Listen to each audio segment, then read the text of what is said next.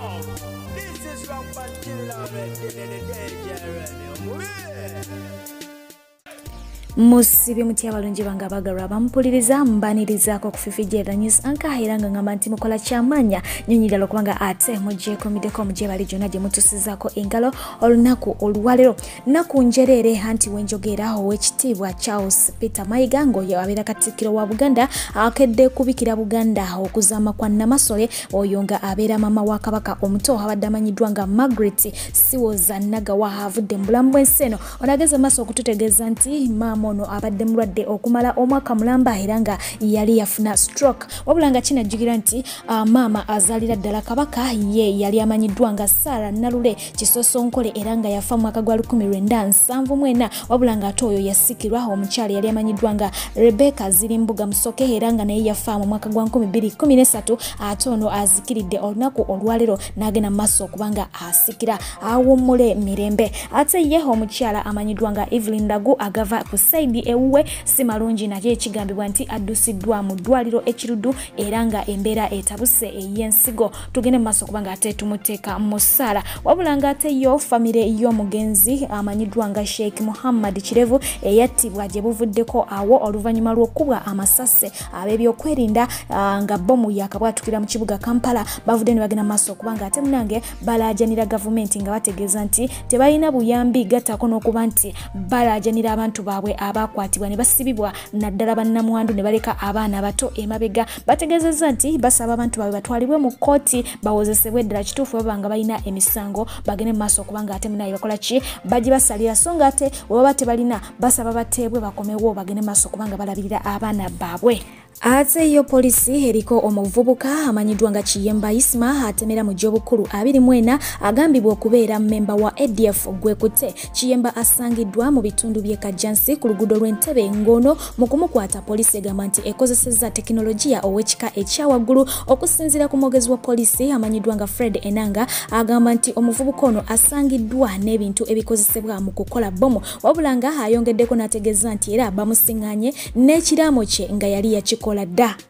Ate bo ababaka ba parliament abawerako ddala bagenze maaso okunenya gavumenti okuyungula ejjeerya UPDF n'erisindika okweyunga ku jjeerya Congo baberenga bafugaza omulabe amanyiddwa nga omuyekera wa ADF agumbye mu kibira kye Congo wabula oluvannyuma lw'ebyo ye omwogezi wa UPDF omukyala amanyiddwa nga Brigadier Flavia Byekwaso avudde nagera maaso kubanga ate ayanukula ababaka bano aba parliament n'abategeeza nti etteeka jjeeriri eribakkiriza okubanga munange bakola ekintu kino nga tebasose kwebuuza ku parliament oluvanyuma ne babategezaako nga biwedde. Ye minisita w'ebyobulamu omukyala amanyiddwa nga Dr. Ruth Acheng agenze maaso okubanga ategeeza nti olunaku olw'enkya wakwogerako eri eggwanga ku kawuka ka COVID-19 akajja era nga wakusomesa abantu ku butya we kayinza okubanga keewalibwamu mu ggwanga lyattu Uganda. So nga ate ye omukulu amanyiddwa nga Robert Kyagulanyi Ssentamu nga yeeyambisa ekifaananyi kino agenze maaso okubanga ate ategeeza nti omuntu agenda maaso okubanga ate anyigirizibwa mu ggwanga lyattu Uganda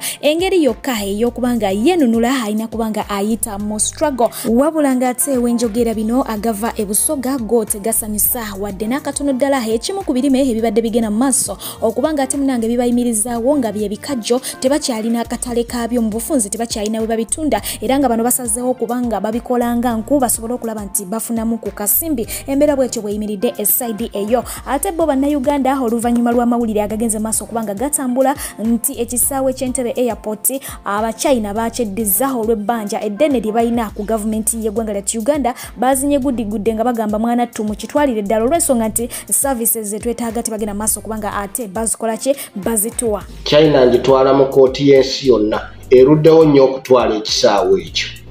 bwe kiba nti eneetuwa service delivery nnungi erinda ki ekitwale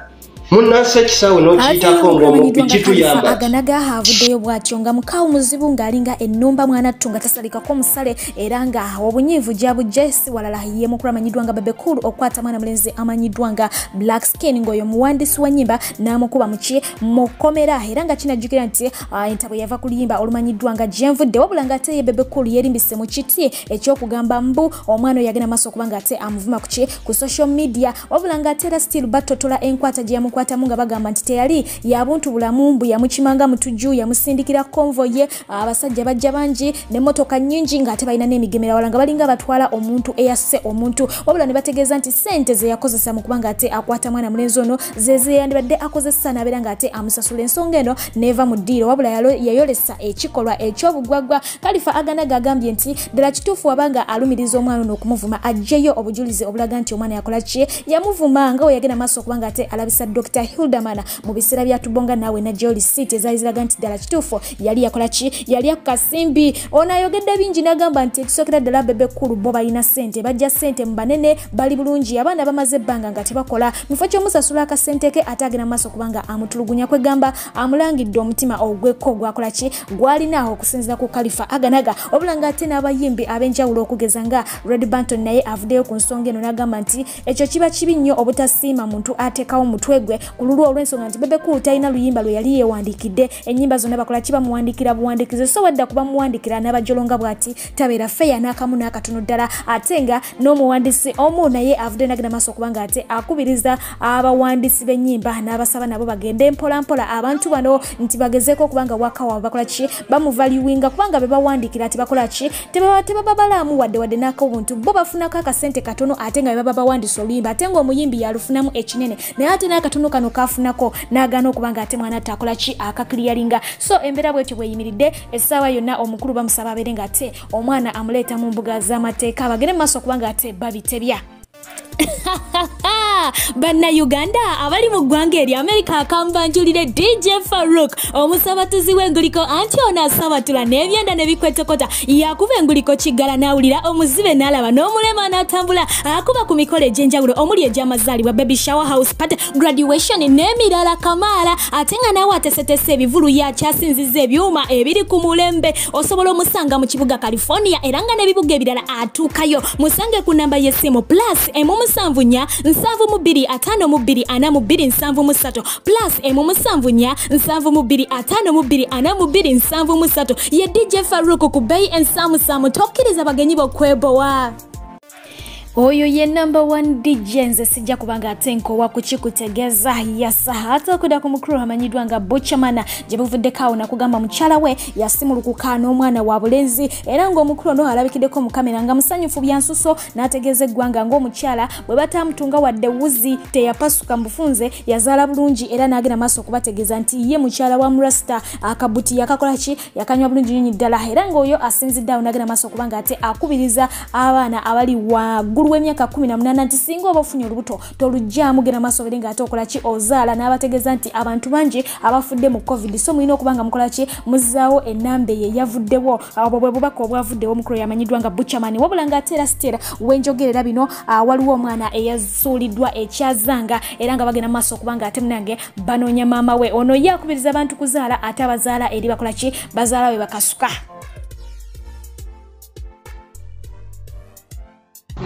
omwana ono mulenzi alondeddwa mu kibira wano ekyazanga nga mama wa musudde sawa mwe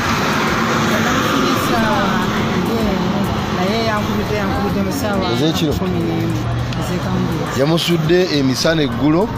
alondeddwa omukyala ono n'abakyala yamuyina ekyazanga wano era omwana mumwetegereze bulungi omukazi atalina mwana ono mumubuuze yamutadde n'abakyala yamuyina wawano mu mayida mukyazanga tawuni kanso ebya Pastor Bujingo nabyo bikyaganya okubanga ate bika era nga wenjogera yali bestman ku mukolo gwe n'omukyala amanyidwa nga Teddy Naluswa naye yavudde n'agenda maaso okubanga atera avumira ekikola kya Bujingo n'agamba nti ebikolwa ebyo si bya bwa Katonda okusinziira ku bitabo ebitukuvu era nga n'omukulu amanyidwa nga Pastor Male naye yavuddeyo ku nsonga yemu eyo yes ne bagamba bwe tuba tugoberedde Bible byakola si bituufu naye ate mu mateeka byakola biki bituufu kakati okusinziira nti yakeera ku makya nayo kya Bible byakola mwana tu kiraga bulazi nti takyagoberera bitabo bitukuvu ye ali ku lulwe ye nga ye embeera nayo bwetyo bwefaananye eside eyo naye nga ate ye omukyala amanyiddwa nga Sheila Gashumba ayogedde okulaga abantu be nti mwana tu ayinamu looko ya NTV yamulaaliramu wadde ng'essaawa eno akolera NBS yes kinajjukira nti omukyala ono gye buvuddeko yagenda maaso okubanga ate alagira abagoberezi be bagoberere NBS ku mikutu egy'enjawulo naye mufo kyokugamba nti bagoberere NBS yagamba bagoberere NTV okitegeera ekyamusimatuka kwegamba ne kiraga abagoberezi nti akyali mu loko ya NTV ate nga teyakomyawo analala agaliwo gagamba nti omukyalo ono yakutte kubo mu kifo ky'okugenda ku NBS gyesangibwa ate yakutte kubo nga adda ku Serena awasangibwa NTV era nga yatusena bulungi nnyo n'ava ne mu mmotoka n'atuuka n'okukozesa access card okusobola okulaba nti ayitawo yagenza kadi tekola kwe kuzuukuka n'amanya nti waali ali mu kifo kikyamu n'adduka ataddeyo mu mmotoka nga papapapa ng'abuze okitegeera yo embeera bwekyo bwefaananye so nga ate yo omukyala amanyiddwa nga Robin Kesti yalagenda maaso kubanga ate avuganya naye ku kifo kye kimu ekyo ye ate ng'ono yawebwa aba STV yavuddeyo n'agenda maaso kubanga ate ategeeza abawagizi be nti teyajoyininga STV lwakwagala nsimbi wabula yayagala okulaga abo abalimirira nti ye ekitone akirina okitegeera yali ayagala kubanga ate abalagako kipawa ate nga yo omukyala amanyiddwa nga Zahara Toto ng'alina omukulu amanyiddwa nga Kaize Kawalya wali eri ku programu ye emanyiddwa nga Uncut yes babadde bagenda maaso kubanga ate boogera ku fashion awo basinzidde ne bategeeza nti balina ekizibu ky'abakadaama bakadaama balina amaalo ne bababuulira ebiriko tebabitegeera bakayana bukayanye okitegeera wabula nga ate bamazi ne babasaba nti temukolaki temubavuma naye nga ate bakadaama balabiddwako nga bagenda maaso kubanga bakolaki babatwala saketi ne balangira Zahara Toto okunyaala ku buliri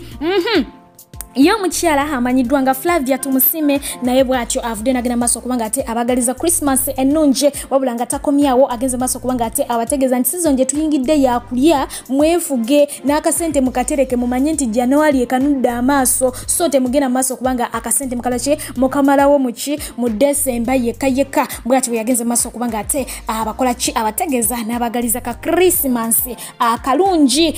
ate okudda ku mukyala amanyiddwa nga Rihanna yes yakuyimbira Diamond omukyalo ono yagenze maaso kubanga ate alondebwa nga national hero owa Barbados jukira nti yo yagenze maaso kubanga ate yetongola okitegeera yafunye kibayita federal so bamulonze nga national hero eside eyo yoga beautiful lady amawulire gaffe awo gatyo gagenda okubanga ate gakoma olunaku olwaliro tugendeko mu birthday oba mu bazaalibwa ate oluvannyuma tubeere nga tukigala Muba baby balero tuinawo baby girl amanyiddwa nga Zanuwa era nga awezezza omwaka gumu mami Aida yamuzaala wabula nga ate mami Hajara yamwagaliza amazaalibwa amalungi happy birthday baby girl ate nga mukadeke kamu Hajara ayagaliza omukyala amanyiddwa nga Vanessa okuva ezirobwe amazaalibwa amalungi happy birthday beautiful songa atera omukyala amanyiddwa nga Aisha agamba nti ayagaliza muwala we amanyiddwa nga Nancha Vanessa amazaalibwa amalungi enyenyini ddala happy birthday beautiful atengera omukyala amanyiddwa nga omulongo babiri Sara Koti y'amaka olunaku olwalero lwe yazaalibwa nga lumu December mwenna abazaalibwa olunaku olwalero tubagaliza amazaalibwa amalungi wabula nga ate abamwagaliza amazaalibwa bangi okamala wabula nga kuliko omukyala amanyiddwa nga Akanyarwanda Kamulongo ate nga kuliko omukyala amanyiddwa nga Naluyima Jacqueline nga oyo yayita first daughter wa Mulongo naye amwagaliza amazaalibwa amalungi kuliko omukyala amanyiddwa nga Nisha Shine Brian naye amwagaliza amazaalibwa amalungi Rina Kaize naye amwagaliza amazaalibwa amalungi kwegamba tiimu Mulongo bonna bagenda maaso kubanga ate munage bakwagaliza amazaalibwa amalungi mama wabula nga atera nyongera okubajjukiza nti omukulu amanyiddwa nga Fred Kajubirumbuye olunaku lugenda kubeera lwanca enaku z'omwezi nga 12 omwezi guno gwennyene essaawa zigenda kubeera 2 ezakawungeza ajja kuba live ku Facebook page era nga yakutegeezeza nti genda maaso nga ate ocharginga essimu yo abeere nga ate mwanattu akusabatula ebbanga lyomaze nga tomuwuliza agenda kubanga akolaki alabikako gye muli mwenna ababadde bamulindiridde natera nyongera okujjukiza nti gwe wenna yasubiddwa video yaffe ey'olunaku olw'eggulo nagitaddeyo Matubi nga basinga obungi mwebase link njikuteredde wansi awo kona mbukonyi ijja kubanga ate ekutwalayo straight obeere nga ate omanya biki ebigenda maaso mu ggwanga lyettu Uganda tosuwa wadde n'akamu ate nga ne ku PJ Chipenzi nakuteereddeyo dda ate nawe kubanga osubscribinga ku channel yaffe emanyiddwa nga PJ Chipenzi subscribe ne channel emanyiddwa nga Neighbor Series genda maaso obeere nga ate okolaki onyumirwa episodes zitandika okuva kwemu paka wetuli essaawa eno tosuwa wadde n'akamu osobola okubaga mwanattu wejjako ekyebo kyonna okikasuka eri era kubaga ate mberekereza abalungi bange abagalwa nsabe mu ngoyo atakuumira mpera for now agira abankuumira mbeera bulungi mbagala nnyo mweraba